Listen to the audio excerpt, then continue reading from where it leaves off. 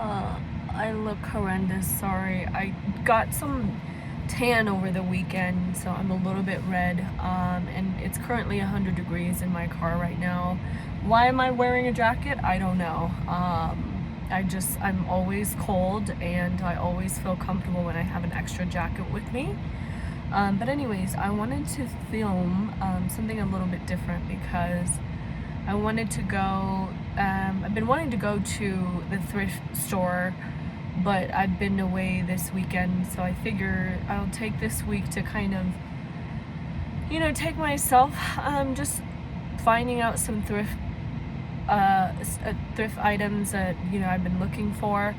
I think the last couple of videos I said that I've been doing some business on the side on, reselling vintage t-shirts on my Etsy shop.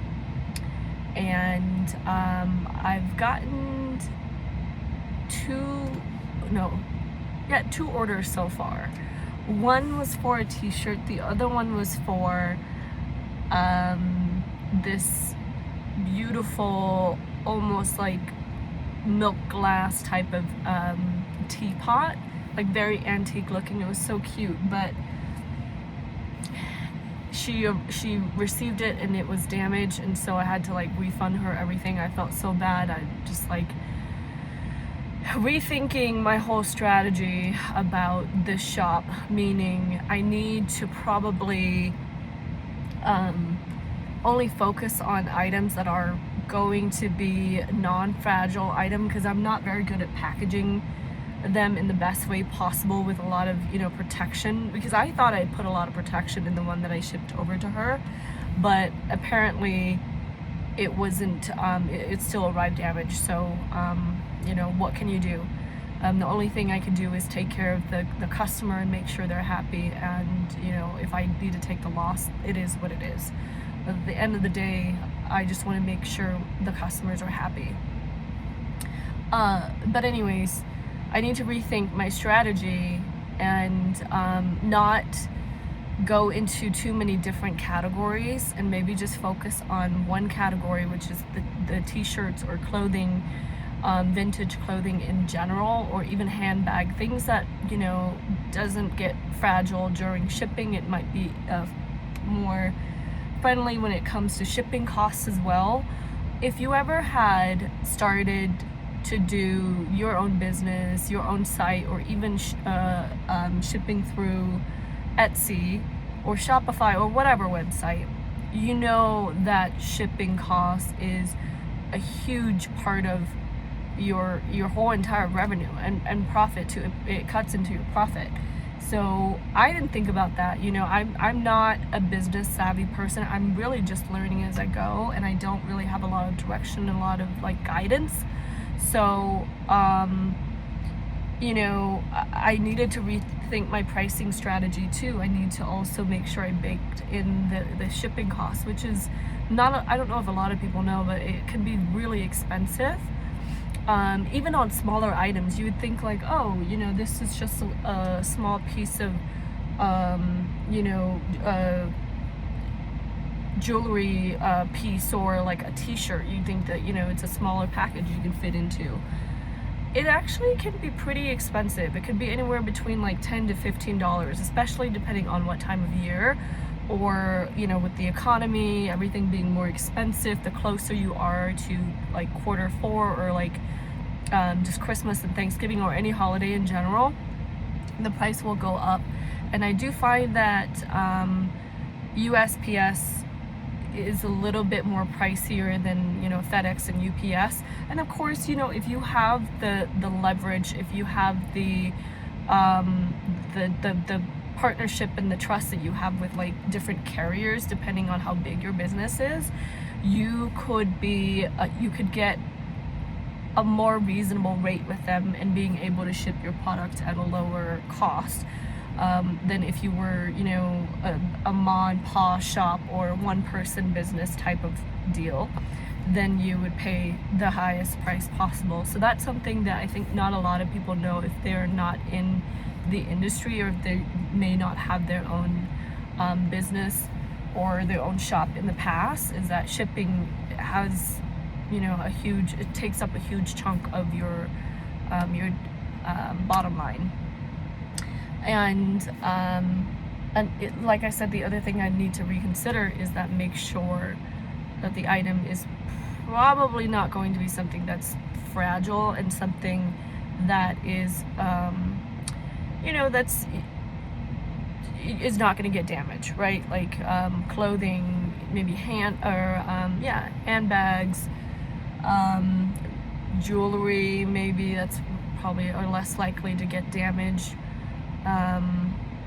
But anything with ceramic or dishes, glassware, are bound to the unpredictable of having to ship through across the states.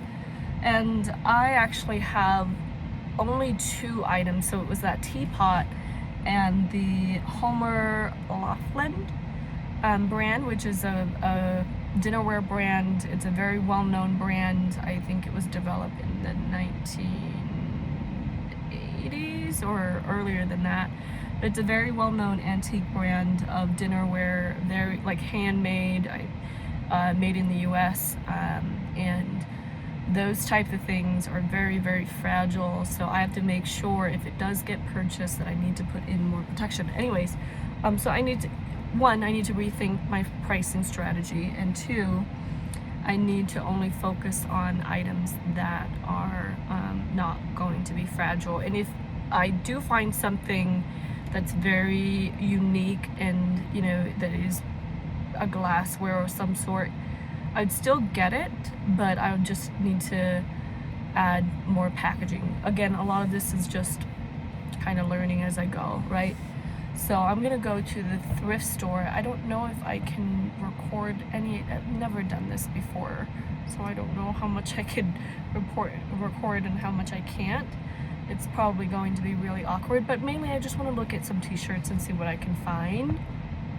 And then today I've created more graphics for my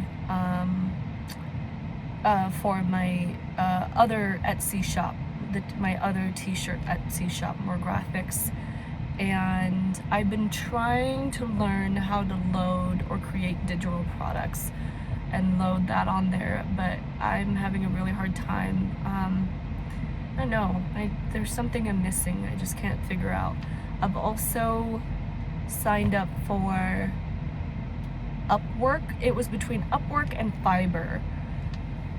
Well, both of them, everything you have to pay in order to use their service. It's just a given. Nothing is free in life. So I signed up for Upwork. I haven't paid yet, but there's a couple of, well, I don't know if everybody knows what Upwork is. Upwork and Fiverr is very similar to one another, where it's for more like freelancer, graphic designer, data scientist, analyst, or website designer, just designers in general, or like, if you know how to work on advertising for Amazon, or if you know how to do really good copy and editing and imagery and all that, you can kind of put your face out there and be a freelancer to help with some of these, like maybe smaller or even bigger company as more like a contract work type of thing. So I signed up for that. Oh, I don't know if I kept rambling on, but I don't know if I said what this video is about. I guess it doesn't really matter. This is just me vlogging my life until I can find a job. But this is just an update of kind of what I've been doing so far to figure my life out, really, to create some income, and then to continue to find jobs as well. I applied for a couple of jobs today. Yeah, I think I did maybe 1 or 2. I think I did 2. And then I've also, what did I say? Yeah, I signed up for Upwork. I just kind of went through the whole entire process, the profile, uploading, my experience, my resume, what I can offer, and then it gives you a selection. Once you do all that, it gives you a selection of what you could potentially bid. I really don't understand. So if anybody knows a lot about Fiverr and Upwork, please let me know. Like, do you just reach out to the people that post the job, or the yeah, essentially it's a job, right? And then say that you'll do it for them, or do you bid and then whoever wins get that job? I have no idea. Again, everything is so new to me. I have no idea what I'm doing. I'm just really throwing myself in there right now. And then what did I do? I also uploaded some feet pics as well. Yep, that's right, I'm doing that too. Not leaving any stone unturned. I'm doing everything. I'm experimenting with everything that's out there right now, trying to make money, and do everything I can to create a hopefully a financial, stable life for myself, and also hopefully for my mom, if I can do this alone. I don't know, we'll see. So I did all that, and what else am I gonna do? Yeah, I'm just gonna keep focused on doing that, and keep focusing on applying for jobs, and yeah, it's still tough out there. If anybody needs an update, I wish, like, I've been watching so many videos about people saying, oh, I make this much on here, I make this much by doing this, I make this much by, offering my service, or I make this much off of this, and I'm just like, is this all a gimmick? Like, am I just following false hope right now? And I don't even know if these people are really telling the truth, and am I too ambitious? Am I too confident in my ability to do this on my own? I think, again, it's a lot of self-doubt, right? Like, when you are stepping out of your comfort zone and something you're not familiar with, your fear tends to disguise as a mechanism to help protect you from failure, protect you from being hurt, protect you from being in a territory where you're not familiar with. So it encompasses so many different sort of emotion for you, but really the biggest thing of all this is just fear, right? Fear of doing this, fear of doing that, fear of not being successful, being and not being creative, and fearful of, like, you feeling like, oh, maybe I'm not as good as I think I am, even though we shouldn't feel that way about ourselves. But I think fear is just our protection mechanism in a way. But right now I'm definitely feeling it. I don't know, is anybody out there having a okay time finding a job? Like, am I the only one? I don't get it. It feels so exclusive.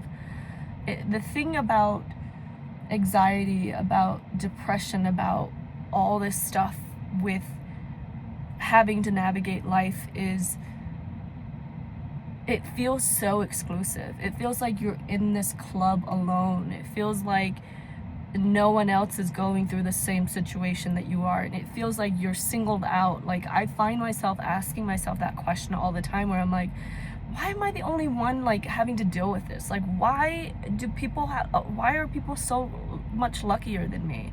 Why is it me? Why? It's so easy to say that, and it's so easy to feel that way, because, again, the exclusivity of feeling isolated, feeling like a failure, feeling like you're not doing what you're supposed to.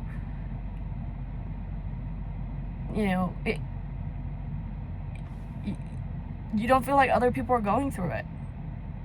But I'm sure the reality is that there are a lot of people that are going through the same situation. There are a lot of people that don't know what to do with their life, that are stuck right now, that have no idea if they're gonna make it through this year. And it's fucking sad And but that's just reality. I hate to be pessimistic about all these things, but you know, the longer you've been on this planet, the more experience you have, the more you realize that life does not owe you anything. You know, you don't get to go through trials and tribulations and, you know, turmoil in your life and then get rewarded with something good later on in life because you've gone through all that hardship. It does not work that way. You just get dealt with the cards that you have, and you just kind of have to figure out what you need to do. I am a Buddhist. I'm a firm believer in you know, reincarnation, karma, and, you know, things happening. When you do good things will happen to you. I'm a big believer in that, but sometimes it's very hard to believe that when you haven't experienced the good that you think you deserve, you know, because again, life doesn't owe you anything. It's life. There's nothing fair or equal about it. It's just life. You know, it's not to say that, oh, you know, life is unfair is probably an untrue statement, because when you think about the grand scheme of things, when, you know, people who have been in tragedies, you know, their loved ones get murdered, or and I'm taking this to a dramatic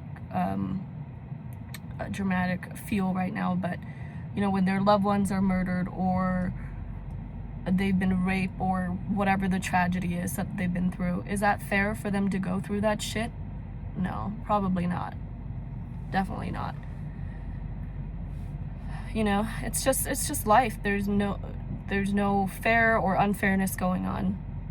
You just have to deal with the cards that you have to navigate through the cards that you've been dealt with, and it is what it is. It sounds very pessimistic. It sounds so like myopic. It sounds so depressing. But the thing that separates you from animals, I guess, I don't know what to compare it to, is that we have hope, right? Like, regardless of how difficult life can get and how much obstacles are being thrown your way, we at least have the mental awareness that there is hope in the future. And yes, there are some times when you don't feel that way, when you don't feel like there is light at the end of the tunnel. Yes, that's absolutely is true. But when the time that you do feel that way, when you get like a glimmer of hope, either from like someone responding, or from, I don't know, a friend reaching out to you that haven't talked to you in years, or, you know, from seeing a post about something that resonated with you, something as little as that, you know, those are little slivers of hope that are kind of disguise itself throughout your timeline and give you a glimmer of hope, and you are responsible to seek that out and make that into a positive and, you know, hopeful sign, whatever that may be. So, you know, I guess have that mental awareness, have that in your mind, that things doesn't always get better. You don't always get what you hope for or wish for, but you'll get stronger. You'll find other ways to try to navigate through those struggles. And, you know, you could look at the little, my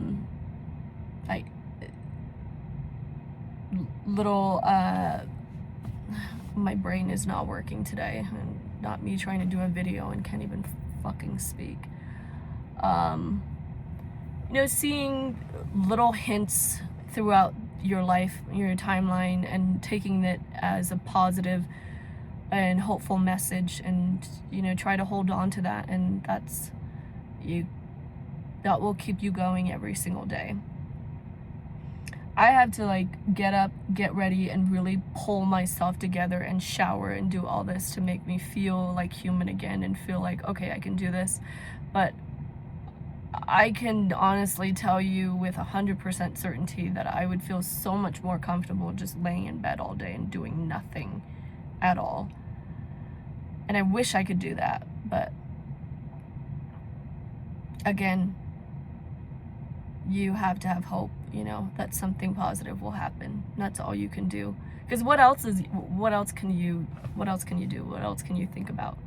If you don't have hope, if you don't have any sort of ambition, like you're gonna really fall behind, and you're no longer are going to be grounded in reality, and you're going to be in your own mind too much. And I feel like, yes, I do feel like that often, where I live in my own head a lot.